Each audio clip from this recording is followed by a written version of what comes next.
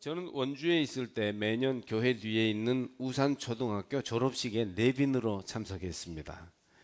교회가 언제부턴가 100만 원의 장학금을 졸업식에 전달하면 학교에서 이제 정한 졸업생 5명에게 장학금을 주기 위해서 이제 목사를 부르곤 했어요. 그래서 다른 지역 내빈들과 함께 졸업생 그 앞에서 참여하곤 했는데, 우리가 초등학교 졸업할 때는 선생님하고 헤어진다는 것 때문에 졸업식 노래를 부를 때 울고불고 야단이었는데, 요즘 아이들은 밝은 모습으로 졸업식을 엄숙하게 거행하더군요. 우는 아이들은 거의 볼 수가 없었습니다. 저는 갈 때마다 우리 교회 다니는 아이들이 어떤 자리에서 어떤 모습으로 졸업을 하는지 유심히 보았습니다. 아무래도 학교하고 가깝다 보니까 이제 우리 아이들이 많이 있었어요. 그 중에 매년 몇 명의 아이들이 특별한 상을 타는 것 같았습니다. 그럴 때면 제가 상을 받는 것처럼 기뻤습니다. 그러나 교회에서 그토록 귀하고 특별하게 생각되는 아이들이 학교 졸업식에서는 그냥 다른 아이들 틈에 섞여서 졸업하는 것이 아쉽게 느껴졌습니다. 그래서 이제 매년 2월 마지막 주일에 교회에서는 각급 학교를 졸업한 우리 교회 학생들을 위한 졸업 예배를 드립니다. 아마 우리 교회도 이제 졸업 예배를 드리는 뜻이 거기에 있지 않을까 생각합니다. 이 예배는 특별히 학교 졸업식 때에 보여주지 못한 관심과 사랑을 우리 학생들에게 보여주는 자리요, 졸업이라는 중요한 일에 하나님이 무엇을 원하시는지 함께 생각하는 자리입니다. 이제 한 단계를 올라갈 때 어떤 믿음과 어떤 모습으로 우리 자신이 서야 되는지, 이것을 이제 함께 다짐하는 그런 자리라고 할 수 있겠습니다. 오늘은 사무엘서에 나오는 한나가 어떻게 신앙교육을 했는지 부모와 교사가 또 학생들이 함께 생각해 보는 시간을 가지려고 합니다. 이스라엘의 새 역사를 열었던, 왕정시대를 열었던 사무엘은 위대한 지도자입니다. 무엇보다 사무엘은 지도자가 귀한 시기, 대단히 어려운 시기에 민족을 이끈 지도자였어요. 엘리 제사장은 자녀들의 죄악 때문에 지도력을 상실하고 비참한 파멸을 맛보았습니다. 도덕적인 문제에 흠결이 있게 된 것이죠. 주위의 다른 민족들은 점점 그 세력을 키워가고 있었으므로 강력한 지도자를 필요로 하고 있었으며, 백성들은 구심점을 잃고 방황했습니다. 지금의 우리나라의 상황과 비슷하다고 볼 수 있겠습니다. 이때 사무엘은 사울을 왕으로 세우고 이어서 다윗까지 세워서 강력한 왕의 통치가 이루어질 수 있는 기틀을 놓았습니다. 사무엘은 이스라엘 왕족 건국의 아버지였습니다. 지도자가 되는 일도 힘들지만 지도자를 세우는 일은 더욱 힘듭니다. 사무엘은 사람을 세워주는 지도자였습니다. 그뿐 아니라 하나님을 중심으로 이스라엘이 뭉칠 수 있도록 신앙적인 토대를 세우는데 큰 역할을 했습니다. 오늘날 무언가 사회나 국가를 위해서 큰 일을 하고자 하는 이들은 이 사무엘의 지도력에 대해서 배울 바가 많을 것입니다. 오늘 졸업 예배를 드리는 학생 가운데 민족을 일으키는 지도자, 지역을 잘 살게 하는 일꾼이 나오기를 바랍니다. 사람을 쓸 줄 아는 지도자, 믿음으로 행하는 지도자가 나오기를 바랍니다. 무엇보다 하나님을 경외하는 참 믿음의 사람들이 많이 자라기를 바랄 뿐입니다. 지금부터 수십 년 뒤에 이런 위대한 인물이 우리 교회에서 나왔으면 좋겠습니다. 여러분 모두가 스스로 행복해지고 남을 행복하게 만드는 사람들이 되시기를 바랍니다. 바로 우리 가운데 하나님께서는 그런 인물을 키워주시고 세워주실 줄로 믿습니다. 사무엘의 위대함은 저절로 생긴 것이 아니고 믿음의 어머니 한나의 신앙교육에 힘입은 바가 큽니다. 훌륭한 믿음의 어머니가 훌륭한 믿음의 자녀를 키웁니다. 부모의 의도대로 자라지 않는다고 자녀들을 정죄하고 비난하기 전에 훌륭한 신앙의 부모와 어른이 되었는가를 돌아보고 우리 자신이 훌륭한 신앙의 어른이 될 수 있도록 노력해야 하겠습니다. 옛말에 나는 바람풍 해도 너는 바람풍 해라는 말이 있습니다. 혀 짧은 아비가 아들을 놓고 바람풍자를 가리키는데, 가르치는데 바람풍이라고 해야 될 텐데 자기 혀가 짧으니까 바람풍이라고 하니까 영문을 모르는 아들이 바람풍이라고 하는 거예요. 아빠의 의도와는 달리. 그러니까 뒤통수를 내리치면서 이놈아 바람풍 해야지 바람풍 하는 겁니다.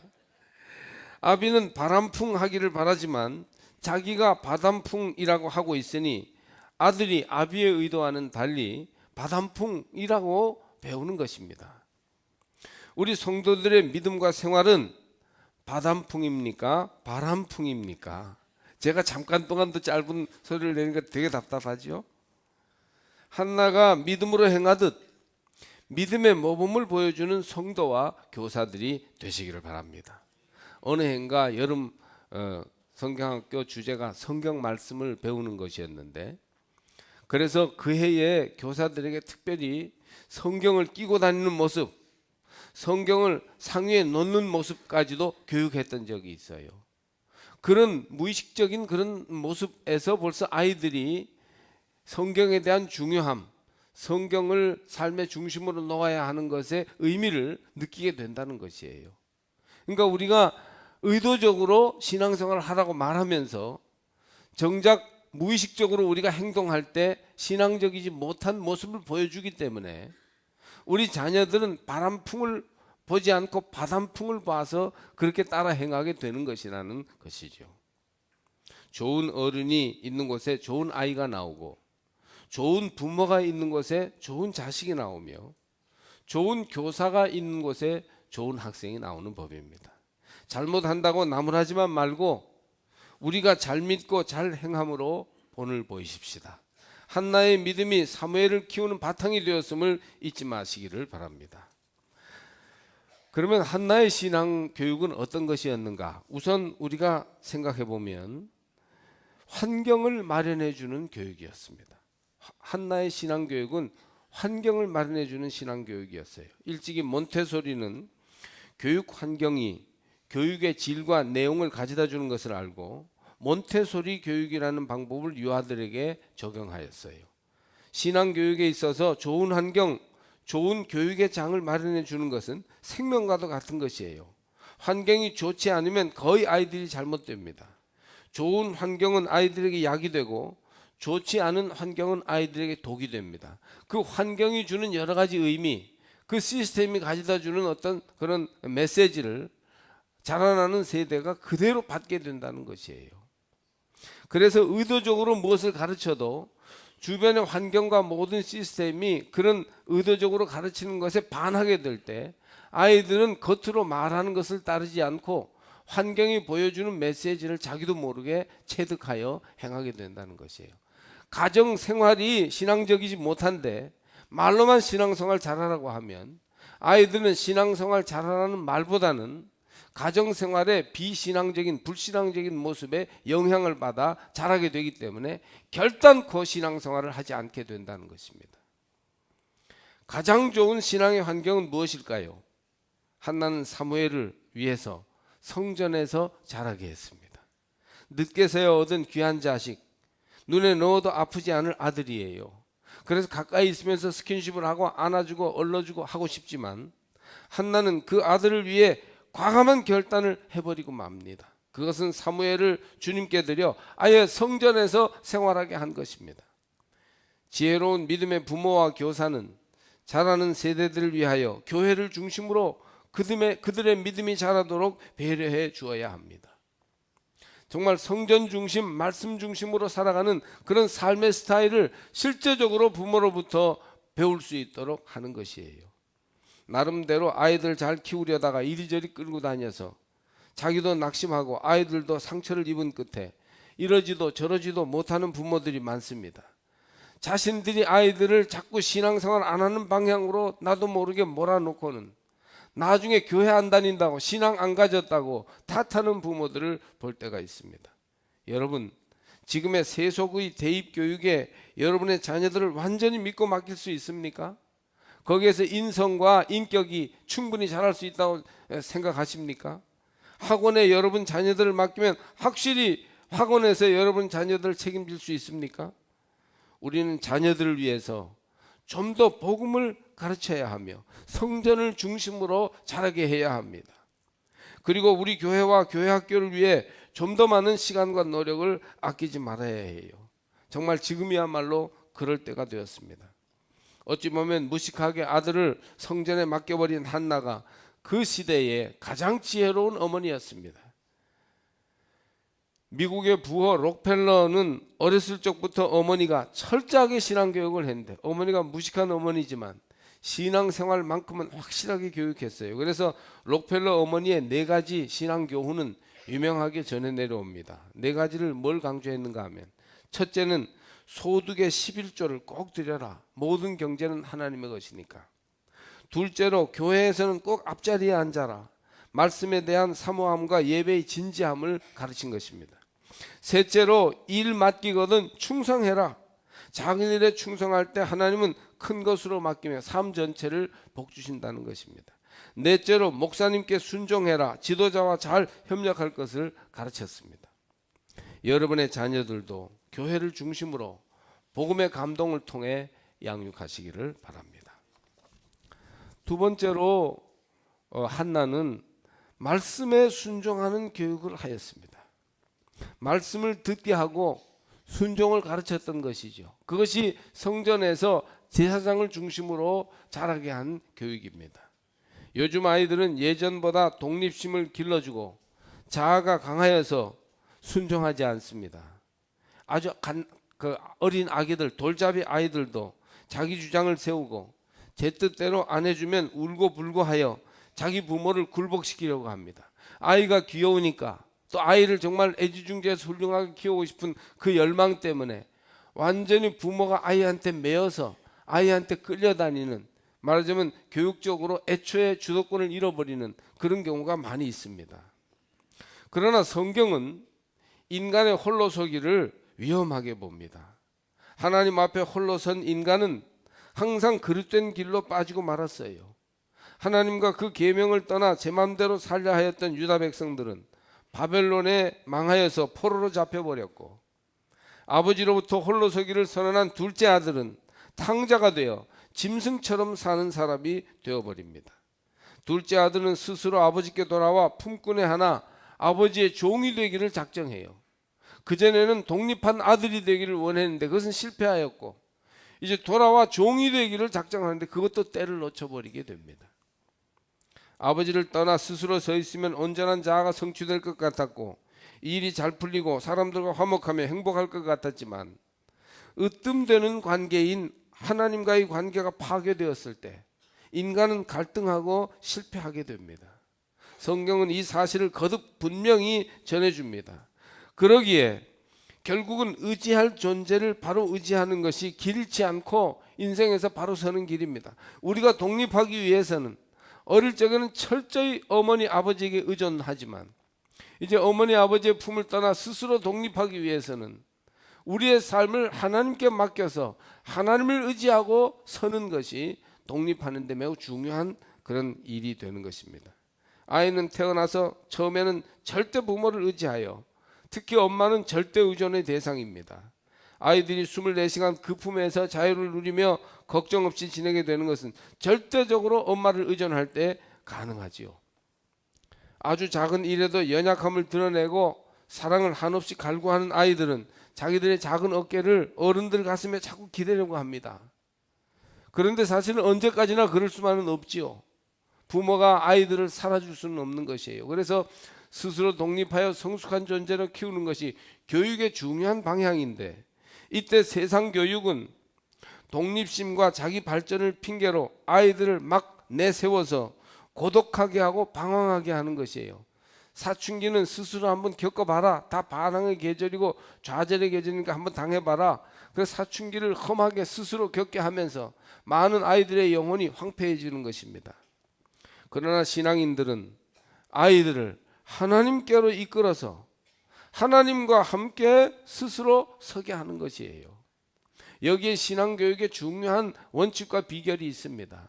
부모로부터 성숙하여 스스로 독립할 때 하나님과 함께 섬으로 더 성숙하고 독립한 인격이 되게 하는 것이죠. 한나도 사무엘을 하나님께로 이끌어 독립된 인격으로 성숙하게 하였습니다. 그러므로 지혜로운 믿음의 부모는 자녀를 엄마의 치마폭에 두려 한다거나 아빠의 든든한 팔에 감싸고만 있을 것이 아니라 하나님께로 자녀의 등을 밀어야 합니다. 왜냐하면 하나님이 내셨고 하나님이 섭리하시며 하나님이 완성하실 것이기 때문이에요. 그래서 하나님의 손에 이끌려서 스스로 독립하게 될 때 모든 정서와 인격과 삶이 성숙한 하나님의 백성이 될 수 있는 것입니다. 이와 같이 신앙 자녀들은 하나님을 의존하면서 그 독립심을 키우고 성숙하게 됩니다. 한 랍비의 아내가 사랑하는 쌍둥이 두 아들 중에 하나를 잃었다고 합니다. 아내는 집을 나갔던 남편이 돌아와 아들의 죽음을 슬퍼할 것을 알고 눈물을 흘리며 집 밖에서 남편을 기다립니다. 그는 스스로 믿음으로 굳게 서서 남편이 돌아왔을 때 이렇게 남편에게 질문했다고 합니다. 여보, 만일 어떤 사람이 우리에게 보석을 2개 맡겼는데 그중 1개를 다시 내어놓으라고 하면 당신은 어떻게 하겠어요? 그자 영문을 알지 못하는 랍비는 당연한 듯이 얘기합니다. 그야 주인에게 돌려줘야지, 주인이 달라고 그러는데. 그때서야 이 여인은 자기 남편에게 하나님이 맡겨주신 가장 귀한 2개의 보석 중에 한 보석인 아들이 주님 품으로 돌아갔다고 알렸습니다. 여러분, 이러한 부모의 주님을 향한 자세가 자녀들을 독립되고 성숙한 사람들로 양육할 수 있는 것 아니겠습니까? 하나님만을 의지하고 하나님께 자녀를 맡기셔서 하나님과 함께 성숙하도록 키워가시기를 바랍니다. 그리스도인 자녀들은 말씀을 배우고 그 말씀에 순종하는 것이 신앙교육의 기초입니다. 사무엘은 성전에서 들여져서 자라는데 어릴 적부터 하나님 말씀을 듣고 순종하였어요. 하나님께 의존하지 못하도록 우리가 자녀들에게 지나치게 집착하여 하나님과 자녀들 사이에 끼어가지고 항상 우리 자신이 방해물이 될 때 자녀들은 영적으로 길을 잃게 됩니다. 이걸 아셔야 돼요. 많은 부모들이 사실은 신앙교육에 장애가 되고 있습니다. 바쁜 시대를 사는 우리 아이들은 왠지 불안하고 흔들립니다. 공부도 잘하고 세상에서 성공해도 그들의 마음은 성숙하지 못해서 진정한 행복의 길로 가지 못하게 되는 것입니다. 많은 아이들이 사춘기를 지나면서 그냥 사회의 분위기에 몰려서 부모의 강요에 의해서 공부는 열심히 하고 소위 성공가도로는 들어가는데 정서적으로 영적으로 성숙하고 완성되지 못해서 매우 방황하고 잠 못 드는 밤을 괴로워하는 것을 우리가 아셔야 됩니다. 아이들이 어디로 향해 가야 하고 무엇을 해야 하는지 알고 정서를 안정하게 하며 모든 생각과 의식을 바르게 하기 위해서 주님의 음성을 듣고 분별할 줄 아는 교육이 이 시대는 필요합니다. 한 달에 1~2번 정도라도 고요한 밤에 촛불을 켜놓고 식구들이 앉아 말씀을 듣고 묵상하며 주님을 생각하는 시간을 갖고 주님의 음성을 듣는 시간이라도 가져보면 어떨까요? 함께 가정 예배를 드리면서 진지하게 내 인생을 내신 하나님 뜻에 내가 어떻게 해야 맞추어 갈 수 있는지, 나는 그 하나님, 창조주 하나님과 함께하는 인생의 길을 걸어가고 있는지를 돌아보게 하면 어떨까요? 주님이 조용한 소리로 부르십니다. 주님이 마음의 소리로 우리에게 말씀하십니다. 주님이 때로는 시대의 징조나 징표로 우리의 사랑하는 자녀들에게 찾아오시는 것입니다. 특히 성경 말씀은 주님의 음성을 듣는 매우 중요한 방편이 되기 때문에 말씀을 듣고 순종할 때 우리 자녀들이 바르게 인생의 길을 걸어가게 될 것입니다. 세 번째로 한나는 섬기게 하는 교육을 했어요. 성전에 보내서 한나가 아마도 이제 이 아이를 통해서 무엇이든지 일을 자꾸 시켜서 성전에 도움이 되는 아이가 되게 해다 주십시오. 아마 한나가 엘리 제사장에게 그렇게 부탁하지 않았을까 싶습니다. 이 세상에서 가장 먼 거리는 어디일까요? 바로 머리에서 가슴까지의 거리라고 합니다. 머리로 아는 것을 가슴으로 느끼기가 어렵다는 말이에요. 평생 이걸 몰라가지고 머리로 아는 대로 느끼지 못하고 살지 못하는 사람이 많습니다. 그런데 이보다 더 먼 거리가 있습니다. 가슴에서부터 손발까지의 거리라고 합니다. 머리로 깨달은 것을 가슴으로 느꼈다 하더라도 그것을 행동으로 옮기기란 더욱 어렵기 때문이지요. 한나의 신앙교육은 섬기게 하는 교육이었습니다. 자녀들에게 사랑을 주기만 하여 받을 줄만 아는 사람으로 키우는 것은 자녀를 망하게 하는 것일지도 모릅니다. 줄 줄도 아는 사람이 되어야 합니다. 사랑은 받을 줄만 아는 것이 아니고 주는 것이기도 하기 때문이에요. give and take, 주고받는 것이 있어야 건강한 그런 사랑의 실천자가 되는 것이지요. 교회와 가정에서 사랑을 풍성하게 받고 자란 아이들이 그 사랑을 전할 수 있습니다. 그런데 사랑을 풍성하게 베풀어줘서 사랑이 넘침으로 사랑으로 충만하게 하면서 동시에 그 사랑을 또한 응답하고 흘려보낼 수 있게 하는 것이 대단히 중요한 것이에요. 항상 바쁜 아버지가 모처럼 휴일을 맞아 자신만의 시간을 가지려고 했지만 식구들의 간청에 못 이겨서 마지못해 낚시를 갔습니다. 그날 밤 아버지는 일기장에 이렇게 썼습니다. 오늘은 아이들과 노느라고 소중한 하루를 낭비해버렸다. 그러나 아들은 그날 일기장에 이런 글을 남깁니다. 오늘은 아버지와 낚시를 했다. 내 인생의 가장 기쁘고 행복한 날이었다. 아이는 그렇게 아버지와 함께하는 사랑을 간절히 바라고 기뻐합니다. 교회와 가정에서 이렇게 사랑이 흐르도록 해야 되는데 우리가 여기에서 착각하고 있는 게 있어요.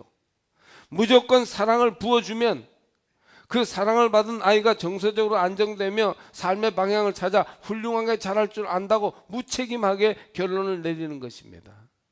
사랑을 부어주는 것은 대단히 중요해요. 근데 그 사랑이 우리 아이를 통해서 또한 흐르도록 해야 됩니다. 그 사랑을 받은 아이가 또 응답할 수 있게 해야 되는 것입니다. 이것까지가 우리 교육의 대단히 중요한 요소입니다. 물론 사랑을 받아야 그 사랑을 나누어 줄 수 있지만 사랑을 주기만 하고 어떻게 사랑을 응답하고 나누어 주어야 할지 알지 못하는 아이들로 방치해서는 안 된다는 것입니다. 주님이 나를 위해 무엇을 해주실까? 이것만 생각하는 사람이 아니라 이기적인 신자가 아니라 먼저 하나님의 사랑을 풍성히 받고 부모와 형제의 사랑을 충분히 나눈 뒤에 내가 주님을 위해서 무엇을 해드릴까를 생각하는 사람이 되게 해야 하지 않겠습니까? 그러니 생일이 되었다고 선물도 받고 부모로부터 막 그냥 뻑적지근한 밥상을 받는 것만 만족하고 왜 엄마 내 생일에 선물도 안 해줘? 다른 친구들은 이거 해주는데 이건 왜 안 해줘? 이렇게 조르기만 하는 사랑에 그냥 한없이 갈급한 그런 아이들로만 크게 할 게 아니라 이제 부모의 생일에도 기억하고 작은 선물이라도 마련하고 따뜻한 카드라도 적어줄 줄 아는 아이들이 되도록 그렇게 키워야 한다는 얘기입니다. 참 신앙의 사람은 하나님의 사랑을 깊이 알고 든든히 선 후에 남을 위해 교회를 위해 사랑을 베푸는 것을 기쁨으로 아는 사람입니다. 사무엘은 성전에서 보호받고 양육받기만 한 것이 아니라 그냥 심부름하고 작은 일부터 맡아보는 일꾼으로 섬겼습니다. 저희가 어릴 적에 자랄 때는 교회에서 말이죠 일해야 되는 줄 알았어요. 초등학교 때부터 교회 청소도 하고요. 겨울에 난로 떼면 난로 이런 그 나무 같은 것도 갖다 대고 막 선생님이 막 야단치면서 심부름 시키면 당연한 줄 알았다고요. 근데 요즘은요 아이들 뭐 시키면 큰일 나요. 그냥 사랑을 받기만 하는데 익숙해져 있는 것이죠. 사무엘상 3장에 보면 사무엘이 성전에서 잠을 자다가 부르는 소리를 듣고 제사장에게 3번이나 달려가는 내용이 나옵니다. 이 말씀은 사무엘이 성전에서 생활하면서 자질구레한 모든 일을 심부름하고 있었음을 보여줍니다. 사랑으로 섬기는 삶을 배우는 것이 사무엘이 큰 일을 맡아볼 수 있었던 비결인 것이죠. 요즘 지도자가 되려면 남 위에 군림해야 하는 줄로 알고 어렸을 적부터 반장이다 회장이다 이런 직위를 탐하면서 다른 아이들 간섭이나 하고 명령이나 하려고 합니다. 자기들끼리도 그런 것들 때문에 불평을 하면서도 다스리고 지배하는 것이 무슨 큰 위대한 일이나 되는 줄로 압니다. 하다못해 줄반장이라도 하면 남에 위해서 큰 소리 치며 어찌해 보려고 하는 것입니다. 부모들도 절대 기죽지 말라, 지지 말라 이런 것을 당부합니다. 이런 권력지향적인 교육, 가부장적인 교육은 대단히 비뚤어진 교육이에요. 사무엘을 보면 하나님으로부터 많은 사랑을 받아 잘 섬기는 자가 크고 훌륭한 일을 맡아 할 수 있습니다. 우리의 자녀들이 부모의 사랑과 선생님의 사랑과 교회의 사랑을 듬뿍 받아서 사랑의 풍성한 자녀들이 되되 거기에 머무르지 않고 그 사랑을 나누어주고 흘려주고 응답하여 하나님 앞에 온전히 섬길 줄 아는 그런 자녀들로 자라게 해야 할 것입니다. 농사는 1년에 결판이 나고 나무는 10년 키우면 되지만 사람은 한 세대를 공들여야 사람다운 사람이 나오게 됩니다. 그래서 많은 시간이 필요한 일이에요. 또 기다림이 요구됩니다. 우리 교회는 사람을 키우는 교회가 되어야 하겠습니다. 건물을 크게 짓는 교회, 뭔가 요란복격기한 행사를 프로젝트를 해가지고 소문을 나게 하는 교회가 아니라 묵묵히 끊임없이 정성을 다하여 한 영혼 한 영혼 다음 세대의 사람을 키우는 그런 교회로 우리 교회가 서야 할 줄로 믿습니다. 그러나 이렇게 오래 기다린다고 해서 잠깐의 노력이 무의미한 것은 아니에요. 한철만 사람을 위해 사랑을 다해도 사람은요 아름다운 꽃을 피우기 시작하는 것이에요. 여러분, 그러므로 교사 여러분, 부모된 여러분, 어른 여러분, 우리의 다음 세대를 위해서 진심의 정성과 노력을 기울여 주세요. 우리 교회가 1, 2년 안에 놀라운 변화를 가져오게 될 줄로 믿습니다. 아이들을 보호만 하지 말고 주의 말씀과 교양으로 사랑하며 양육하되 선한 일에 힘쓸 수 있는 환경과 기회를 많이 주어서 경건한 주의 백성으로 자라게 해야 합니다. 그러려면 한나처럼 신앙의 모범을 보이는 교사와 어른들이 되어야 할 것입니다. 한나처럼 좋은 신앙의 환경을 제공해 주어야 합니다. 하나님을 의지하며 말씀에 순종하도록 해야 합니다. 한나처럼 사랑할 줄 알고 섬기게 하는 교육을 시켜야 하는데 우리가 먼저 모범을 보여야 하는 것이에요. 이기적인 신앙, 받으려고만 하는 신앙이 아니라 받고 벌써 주님이 내게 구원의 은혜를 주셨으니 그것으로 응답하여 더 주님을 섬기며 주님을 영화롭게 하며 많은 다른 이웃들을 도와주는 사랑을 흘려보내는 그런 믿음의 삶으로 우리의 다음 세대들을 잘 양육해야 할 것입니다. 무엇보다 졸업생 여러분들, 또 오늘 장학금 받는 우리 젊은이 여러분들이 사무엘과 같은 인물, 다윗과 같은 인물이 되도록 결단하고 믿음으로 행하기를 주의 이름으로 부탁합니다.